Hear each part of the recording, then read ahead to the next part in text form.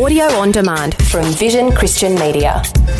God comes to Job as creator and designer, and in the same way he takes the chaos of the universe and brings beauty and design, he takes the chaos of your life and brings beauty and design out of it. Even if you don't understand it comprehensively. The reason is because you're not God. That's where the step of faith is required. If that were it, that wouldn't encourage me that much. Today with Jeff Vines, pastor, apologist, and Bible teacher.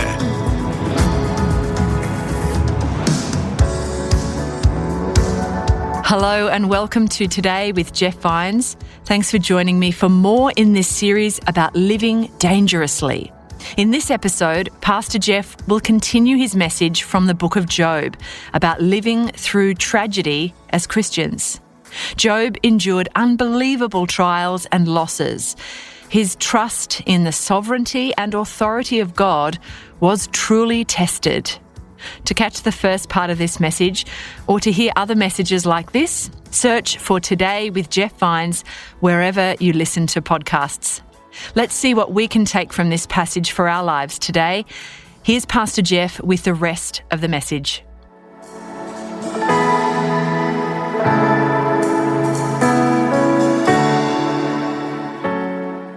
And next, Job says, God, please, in Job chapter 6, verse 24, teach me and I will hold my peace. Cause me to understand. God, don't give me some philosophical general answer. I want realism. Tell me the why, because if you tell me the why, God, I'll be able to endure the what. All right, Eliphaz sits down. Here comes Bildad. Bildad's a little younger and a little less kind. And here's what he says to Job. At least he makes some sense, though. Job chapter 8. Your words are a blustering wind. He calls Job a windbag. Great friend, eh? Good friend. Ask the former generations and find out what their fathers learned. For we were born only yesterday and know nothing. Will they not bring forth words from their understanding? Now, what Bildad is saying has some truth to it. Now, follow me here. It is true that when you're going through a difficult time and the rug's been pulled out from under you and you don't know where you're going, and you don't know how God's involved in all this, that it is helpful to read or to hear somebody or to meet somebody that's experienced what you're experiencing and to learn how they've endured and made it through and how God's worked wonderfully in their lives.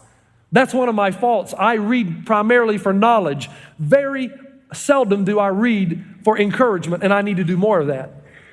But I will admit, when I do come across these people, my hero, as I've told you before, is Corrie ten Boom. The more I read of her, it's astounding what she's like. Together, all these women in the concentration camps of Ravensbrück and of Auschwitz, and tell them that God sent the fleas to infest the barracks so that the guards would stay out and allow them to have Bible study and prayer and encourage one another. Now, that's some great faith there.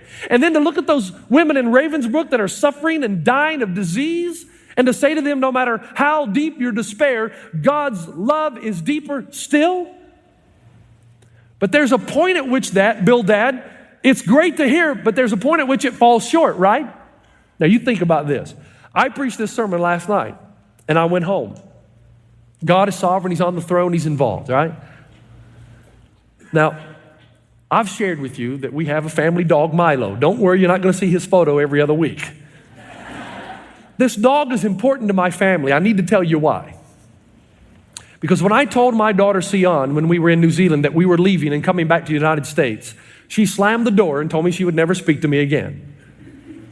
Until I convinced her that Milo was coming as well. Now, folks, I had to give up something that was very dear to me to afford Milo to come. He cost more than we did. We should have just put him on a seat in the airplane. It would have been cheaper. And it has always eased the pain for her because Milo's the one constant she's had in her life since she was a little girl, and she chose him. So I preached this sermon last night. I go home. I'm working on little details just to fine-tune it a bit. My wife comes screaming in the back door of our home. She never screams. She lives on an even kill. Good thing because I'm always up here. So she comes in and she says, Jeff, hurry. Milo's been bitten by a rattlesnake. So the family dog Milo gets bitten last night right on the schnoz by a rattlesnake. So my heart is pumping. Thank God my daughter Sion is not here this weekend. So Robin and I, we call the vets to try to find out where we're going to take Milo. Nobody has the anti-venom. We have to go to Pasadena.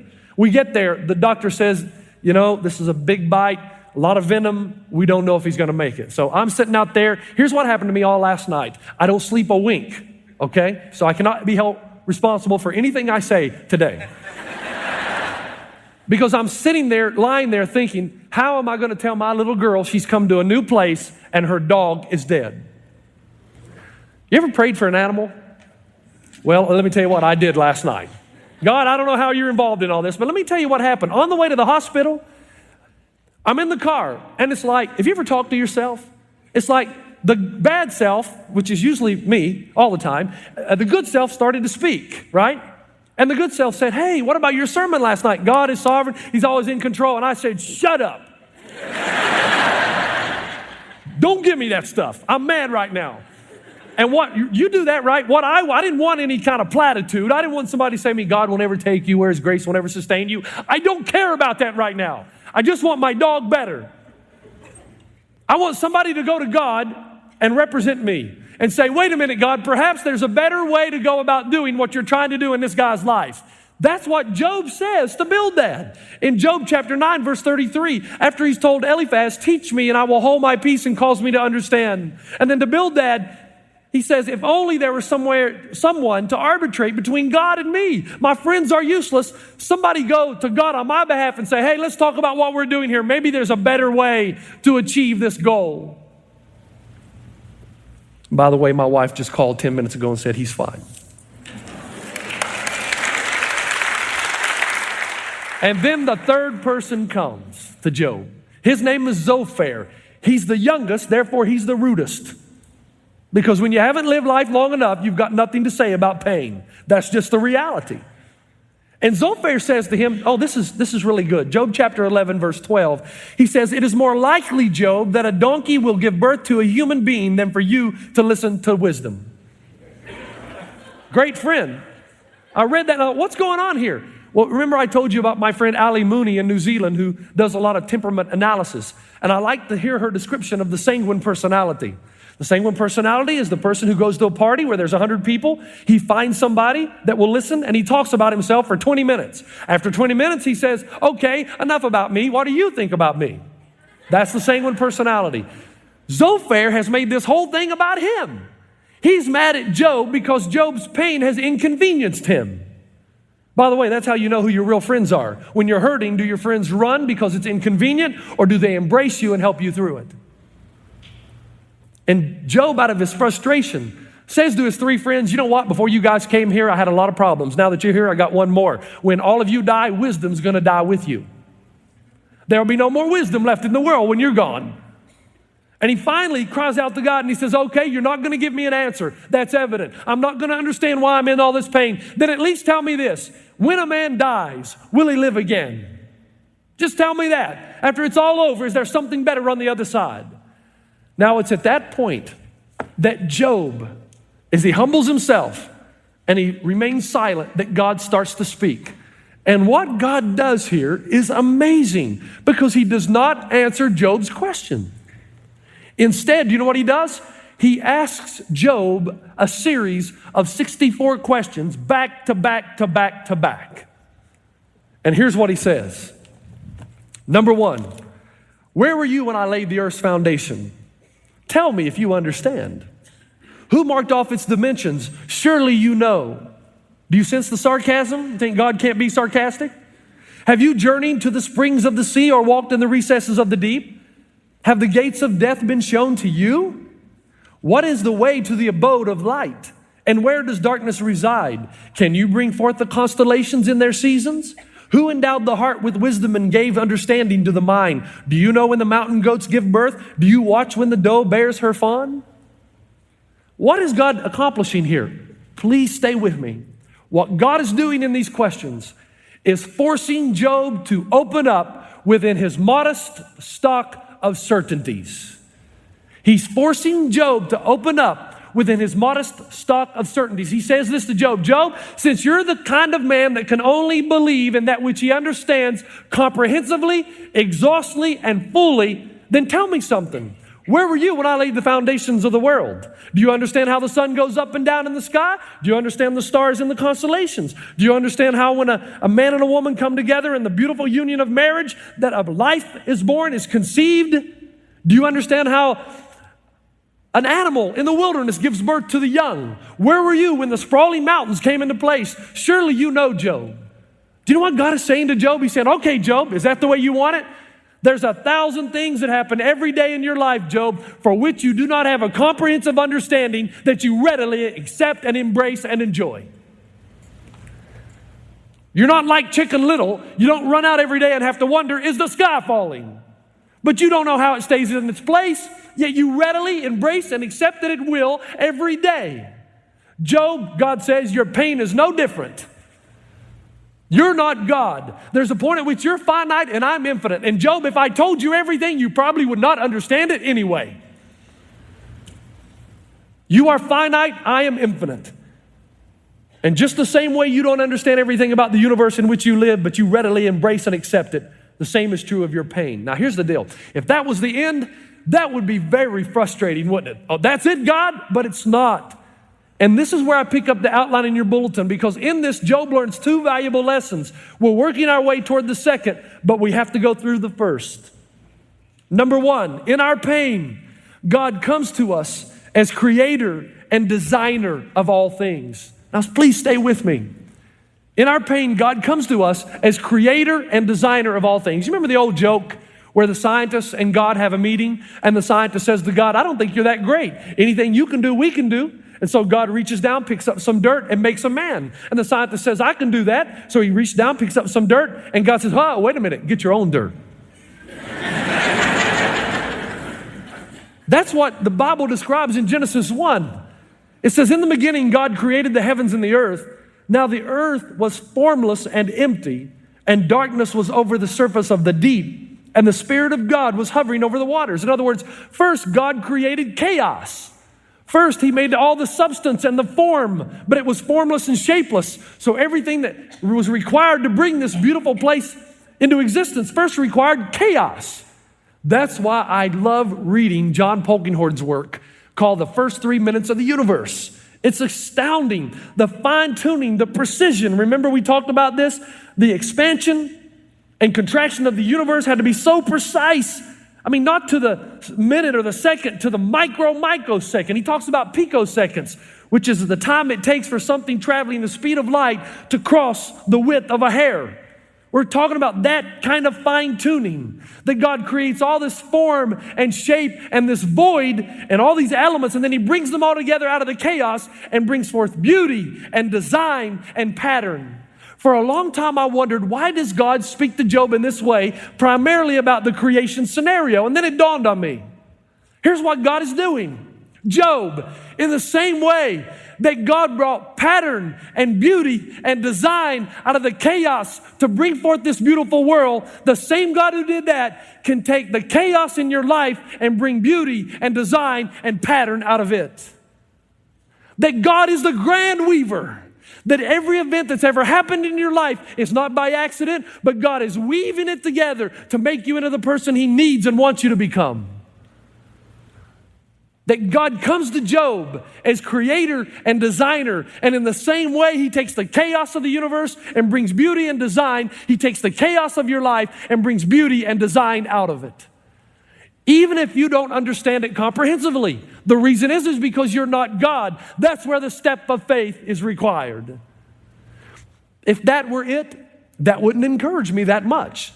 It's the last part that we learn the lesson that God meant for Job. And it's worded like this. In our pain, God comes to us as the revealer and comforter.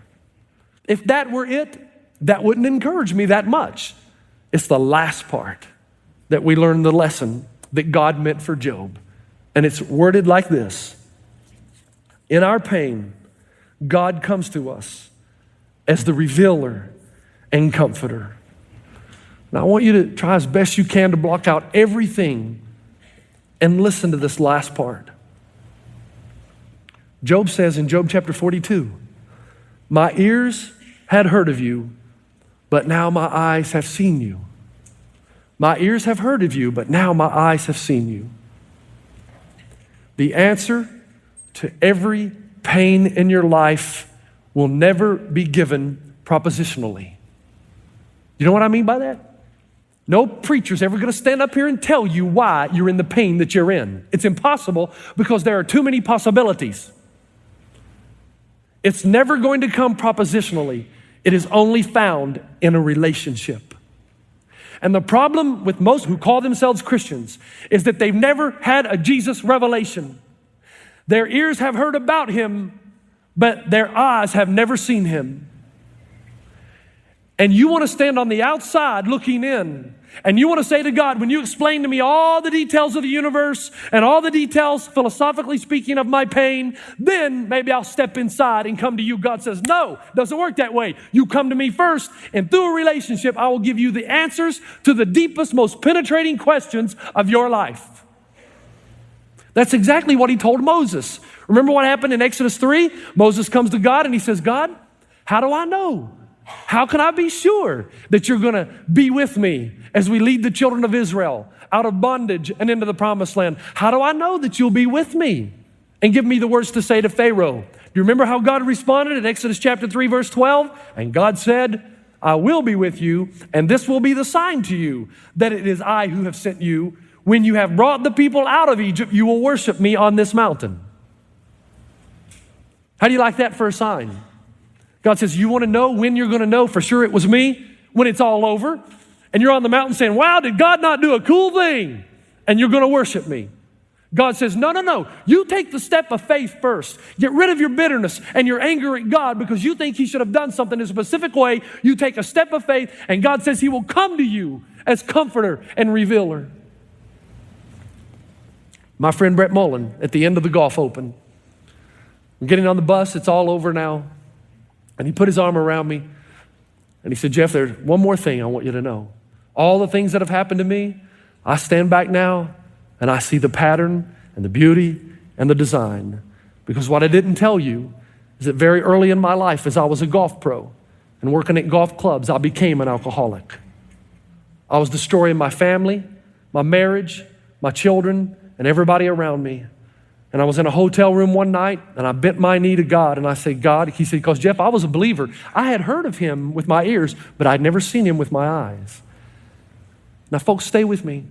He said, I knelt down on the ground and I said, God, I can't take it anymore. I don't know why these things are happening. Whatever you got to do to rescue me from this alcoholism and this pattern in my life, do it. Brett said, Jeff, I don't care what any preacher tells me. I'm telling you right now that I sensed the overwhelming presence of God in that room with me. I didn't see a visible thing, but I knew he was there. And it's like God put his arm around me and said this, that's exactly what I've been waiting on. And the next day, Brett said, I lost my job. Because if your primary job is a golf pro and you sit around drinking with the members all the time, then don't you think God would want to remove you from that situation, that he might heal you? And Brett said, now I have seen him with my eyes. We need a Jesus revelation. And the only way that you're going to be able to understand your pain is not through proposition, but through relationship. My little boy Delaney, when we were in Auckland, he would run over to the neighbor's house almost every day and just open the door, not even knock, and walk in because that's where his friend lived. And then one day his friend moved and we had new neighbors, but he didn't know that. And he walked into the door, ran in, he was met face to face with a Great Dane. At which point he came running over into the yard and he leapt into my arms. Please, Daddy, help me. What just happened? That's exactly what God is waiting on you to do. To throw away your anger and your bitterness and run and jump into his arms, because through relationship, the creator, designer will show you how he's going to take the chaos of your life and bring pattern and design. And in the meantime, he's going to reveal to you what he's doing and bring comfort along the way. I remember my mother standing in church. Man, the tears rolling down her face. I was looking up as the little boy, and she would always pull my hair in church, which is the problem. And I remember this one song she used to love to sing. Oh man, she sang it so loud. We were a poor family, 3 brothers, a 2-bedroom farmhouse. We were struggling to make it, and church was the place my mom went just to meet God and kind of get some understanding and clarity. But there was this one song. Every time we sang it. She would stand up. She would just let it flow. And it was that old song. You remember the old hymn, It Is Well With My Soul? And you know the story behind that, right? The guy who wrote it in the late 1800s, he was a supporter of D.L. Moody's ministry, a respected man. And then the Chicago fire destroyed everything that he had. Everything. He got his wife and his 4 children, and he put them on a ship headed toward Europe. And he said, we're going to get away from this, go on vacation or something. I'll meet you there, and we'll go before God and ask him what he's doing. On the way over to Europe, the boat ran head on into an English vessel and sank within 12 minutes, and he lost all 4 of his children. So he's lost everything in his business. Now he's lost his family. He received a telegram from his wife that read, her name was Anna, that read, saved alone. Only I survived. The story is remarkable because she was unconscious, but it just so happened that when she was knocked off the ship, that she was knocked on a piece of plank, a wood. And she floated until she was rescued. And she said when she got angry at God, she kept remembering something that she had told herself for many, many years. It's easy to be good with God when things are good, but make sure that you are not a fair weather friend to God. A couple of years went by and her husband got on a boat. They were traveling now as a family. They had a new little baby girl. They came to the spot where the wreck had occurred and where he had lost so much. And as he stood out looking over and the captain directed him, this is where it all began. This is the disaster. Feeling overwhelmed by what his wife had said, he went down into the cabin and wrote the words to the song. It is well with my soul. I can't give you the answer. I don't know it. I can only point you to the one who does, but you will never find it on the outside looking in.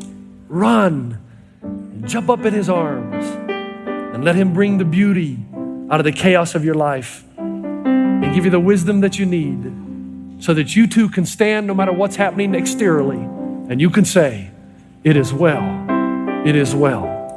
with my soul. Would you stand with me right now? Would you sing that song with me? Would you ask God to help you let go of your anger and your bitterness for the way he hasn't acted in your life the way you thought he should have? Would you just ask him to forgive you? And instead of complaining and looking on the outside, would you come and run to him? If you need somebody to pray with you, you need to let that go. Because I promise you, it will only happen when you run to him. There is no other way. Only he knows the answers and wants to give it to you in relationship. And this is your opportunity as we sing together. You've been listening to Today with Jeff Vines. Next time, we'll bring you a new message from Pastor Jeff. You can listen to more messages like this. Just search for Today with Jeff Vines wherever you get your podcasts. You make me wanna dance and sing with every single breath I breathe. I will bring this offering. You are my wonder, you with the wonder. Today with Jeff Vines. Thanks for taking time to listen to this audio on demand from Vision Christian Media. To find out more about us, go to vision.org.au.